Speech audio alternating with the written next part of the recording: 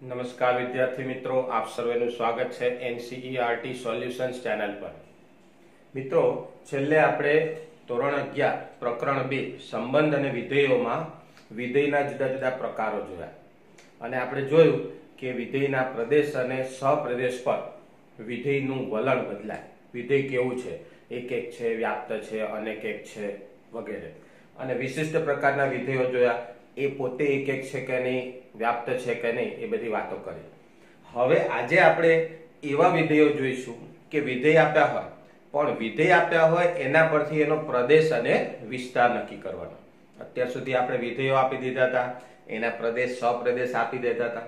હવે વિધેયની માત્ર સૂત્ર આપેલું હોય અથવા વિધેયનો કોઈક નિયમ આપેલો હોય, એના પરથી વિધેયના પ્રદેશ અને વિસ્તાર કેવી રીતે નક્કી થાય, એ ટાઈપના પ્રશ્નો આપણી ટેક્સ્ટબુકમાં છે। તો આપણે જોઈએ સ્વાધ્યાય 2.3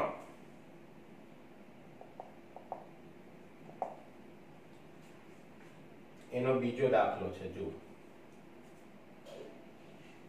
નીચેના વાસ્તવિક વિધેયોના પ્રદેશ અને વિસ્તાર શોધો। એમાં પેલો દાખલો છે f of x equal to minus માનાંક x। જો એટલો તો કહી જ દીધું છે કે વાસ્તવિક વિધેયો છે, બરાબર। એનો મતલબ કે x belongs to r, તો આપણે લખી શકીએ અહીં આપેલ વિધેય પ્રત્યેક x belongs to r માટે વ્યાખ્યાયિત છે, માટે ડોમેઇન ઓફ f બરાબર f નો પ્રદેશ બરાબર r। હવે માનાંક વિધેય આપણે શીખી ગયા કે પ્રત્યેક x belongs to r માટે માનાંક x is always greater or equal to 0। માનાંકની કિંમત હંમેશા ધન 0 કે 0 કરતા મોટી થાય, પણ મારી પાસે fx બરાબર શું છે, માઈનસ છે, તો હું -1 વડે ગુણાવું। હવે અસમતા કહેવાય આને।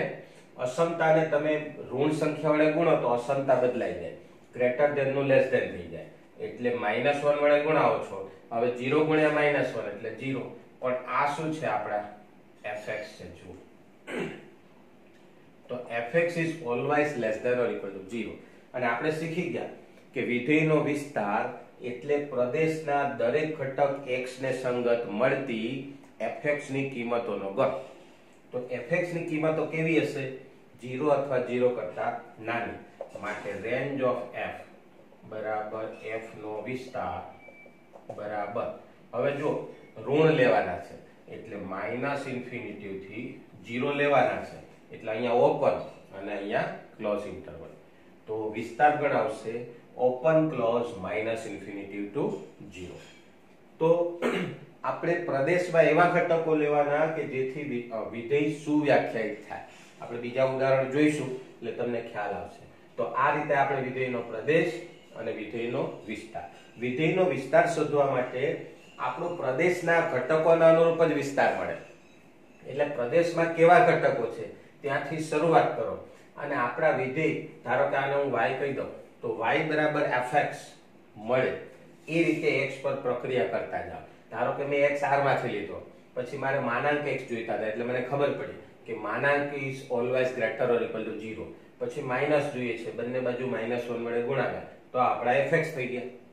તો આ રીતે વિધેયનો વિસ્તાર મળે। આપણે બીજું એક ઉદાહરણ લઈએ।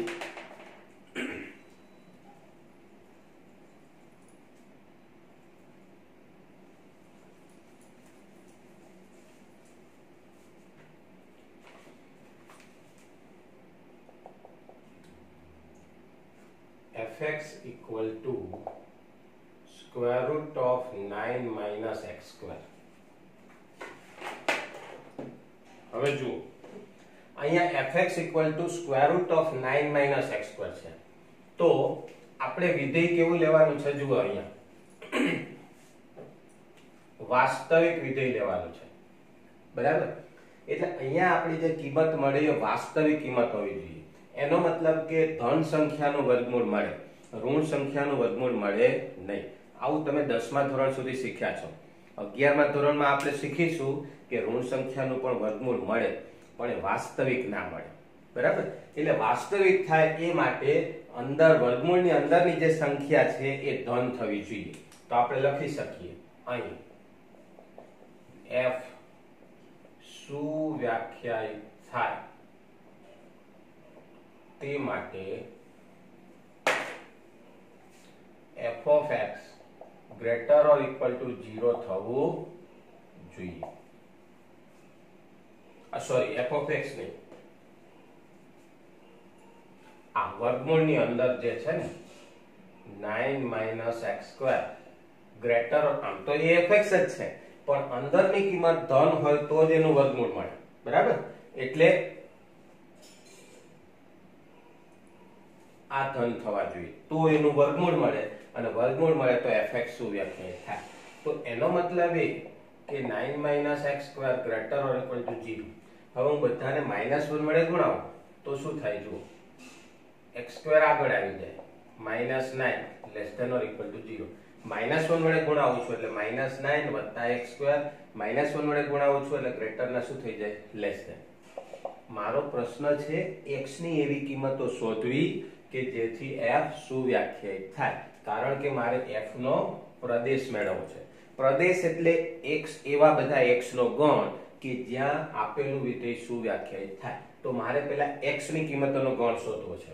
એટલે હું આનાથી શરૂઆત કરી, -1 વડે ગુણાવ્યા. હવે મારે x જોઈએ છે, તો પહેલા 9 ને પહેલી બાજુ લઈ જાવ એટલે પ્લસ થઈ જાય, 0 + 9 એટલે 9. હવે મારે x જોઈએ છે.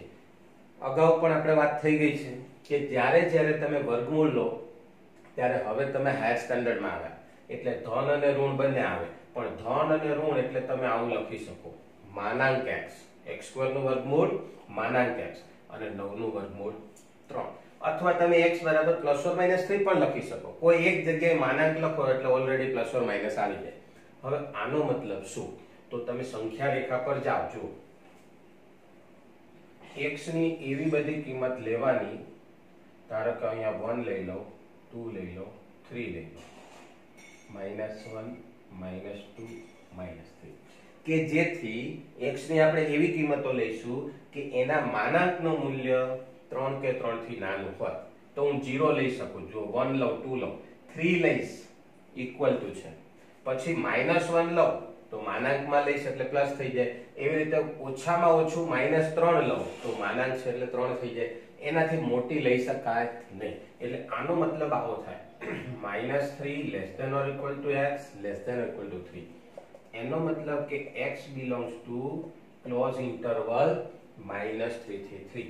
તો આપણે x આવા લઈએ તો f સુવ્યાખ્યાયિત થાય, કારણ કે આપણે શરૂઆત જ એવી કરી હતી કે જો વિધેયને વ્યાખ્યાયિત થવું હોય તો આને ધન થવું પડે.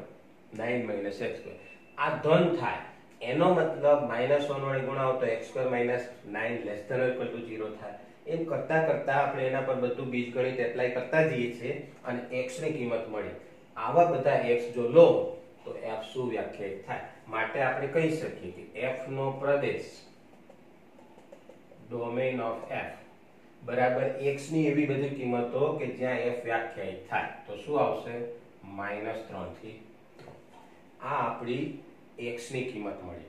હવે આવા બધા x પાસે fx ની જે કિંમતો મળે એનો ગણ એટલે આપણા વિધેયનો વિસ્તાર. તો હવે મારો x કયો લેવાનો છે ફિક્સ થઈ ગયો. તો પછી આ x ને અનુરૂપ fx ની કિંમતો મેળવવાની છે. બાકી તો આ વાસ્તવિક વિધેય છે, પણ આપણે x આટલો જ લેવાનો.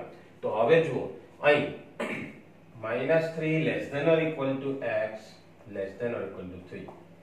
આગલા દાખલામાં આપણે જોયું તો એમ આવી પોઝિશન લાવવાની છે. તો મારે x² જોઈએ છે.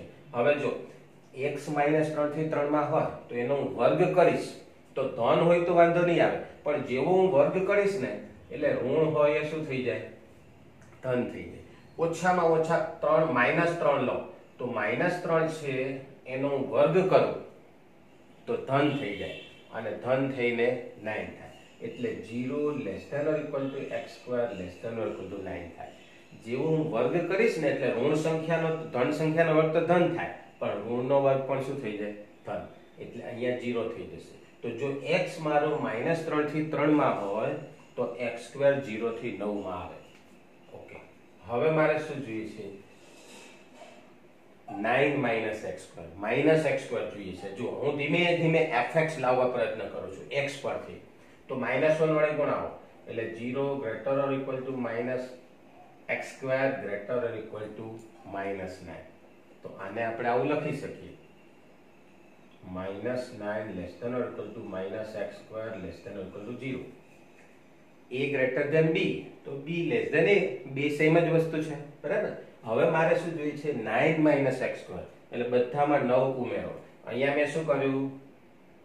દરેકને અસમતાની દરેકને -1 વડે ગુણતા, બરાબર. પછી મેં અસમતા ફેરવી. હવે બધામાં 9 ઉમેરો, તો 9 minus 9 less than or equal to 9 minus x² less than or equal to 9 plus 0. તો આ થઈ ગયા 0 less than or equal to 9 minus x² less than or equal to 9. 9 plus 0 એટલે 9 થઈ જાય. હવે મારે શું જોઈએ છે? આનું વર્ગમૂળ. તો બંને બાજુ વર્ગમૂળ બીજું, આ ધન છે તો ધન સંખ્યાનું વર્ગમૂળ ધન જ મળે, એટલે 0 less than or equal to square root of 9 minus x² less than or equal to 3. ફરી પાછું યાદ કરો, મેં તમને કહ્યું હતું કે જ્યારે જ્યારે વર્ગમૂળ લો ત્યારે માનાંક લખવાનો રિવાજ છે, પણ આપણે જાણતા ન હોય કે x ધન છે કે ઋણ છે. તો આપણે જાણતા હોય કે x ધન છે તો પછી x² બરાબર 9, અને જો x ગ્રેટર ધેન 0 તો પછી x બરાબર 3 લખાય, અને જો x લેસ ધેન 0 તો x બરાબર શું થાય? -3. એટલે x વિશે ન જાણતા હોય તો પ્લસ કે માઇનસ ગમે તે હોય, કારણ કે 3 નો વર્ગ પણ 9 થાય, -3 નો વર્ગ પણ 9 થાય. પણ અહીંયા આપણે જાણીએ છીએ કે આ જે કિંમત છે આપણે એનું વર્ગમૂળ લેવું છે. એ કિંમત ધન છે માટે આપણે ધન વર્ગમૂળ લીધું. ઓકે, તો હવે પણ આ તો મારા શું છે? 0 less than or equal to fx less than or equal to 3. એનો મતલબ કે fx ક્યાં આવે છે? fx belongs to closed interval 0 to 3. તો fx ની કિંમતોનો ગણ માટે રેન્જ ઓફ f નો વિસ્તાર ગણ બરાબર રેન્જ ઓફ f બરાબર બધી fx ની કિંમતોનો ગણ, એટલે સંવૃત અંતરાલ 0 થી 3. સંવૃત અંતરાલ ફરીથી એકવાર ઝડપથી જોઈ લઈએ. જ્યારે જ્યારે વિધેયનો પ્રદેશ નક્કી કરવો હોય ત્યારે ત્યારે વિધેય સુવ્યાખ્યાયિત થાય, વાસ્તવિક વિધેય મળે. આપણે વાસ્તવિક વિધેયોની જ વાત કરીએ છીએ, બરાબર.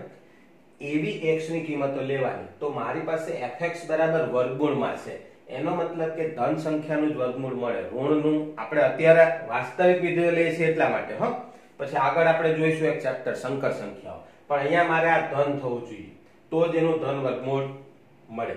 માટે આપણે આ વ્યાખ્યાયિત થાય એના માટે ધન લેવા પડે. 0 લઈએ તો વાંધો નહીં, 0 નું વર્ગમૂળ શું વ્યાખ્યાયિત છે, એટલે પછી એના પરથી આપણે x ના સૂત્રનો કરતા બનાવ્યો એટલે x ની કિંમતો મળી. અહીંયા આવીને ખાસ ધ્યાન રાખજો, જ્યારે તમે વર્ગમૂળ લો છો ત્યારે માનાંક લેવો જરૂરી છે, કારણ કે x વિશે અત્યારે આપણે જાણતા નથી.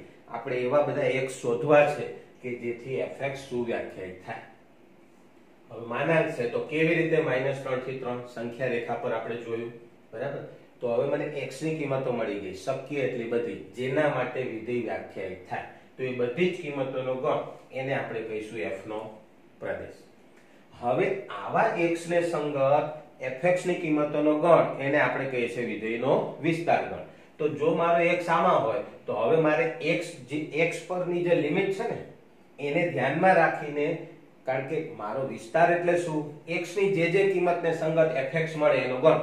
તો x પરથી હું શરૂઆત કરીશ અને fx લાવવા ટ્રાય કરીશ. એટલે મારે જોઈએ છે આવું. હવે x છે, પહેલા હું x² લાવીશ, પછી એના કોઈ સહગુણક હોય તો એ એડજસ્ટ કરીશ. સ્ક્વેર કરો એટલે ઋણનો વર્ગ ધન થઈ જાય, ધનનો વર્ગ તો ધન જ થાય, 3 નો વર્ગ 9 થાય, પણ ઋણનો વર્ગ ધન થઈ જાય. એટલે x² 0 થી 9 માં આવે. મારે જોઈએ છે માઈનસ, સહગુણક -1 છે, બધાને -1 વડે ગુણાવો એટલે અસમતા બદલાઈ જાય. આ પોઈન્ટ ખાસમાં ધ્યાનમાં રાખજો, બરાબર. પછી હું અસમતાને ગોઠવું છું આ રીતે. હવે મારે જોઈએ છે 9 - x², એટલે બધામાં મેં 9 ઉમેર્યા, આ 0 થઈ ગયા. આ મારા શું થઈ ગયા?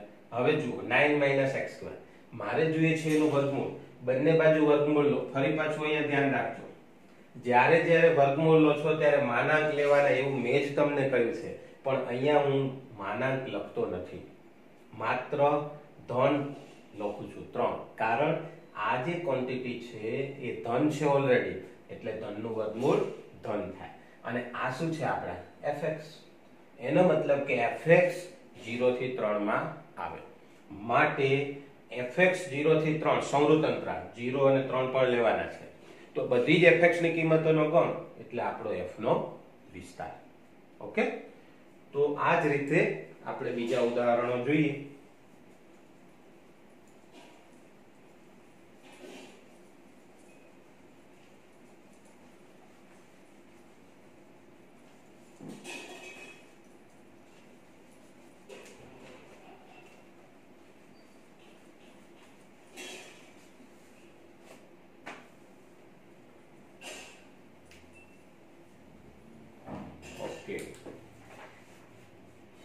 હવે પાંચમો દાખલો છે.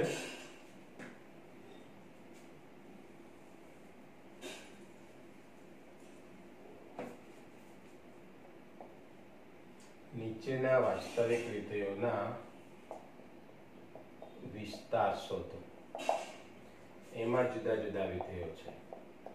fx = 2 - 3x, x belongs to R અને x greater than 0.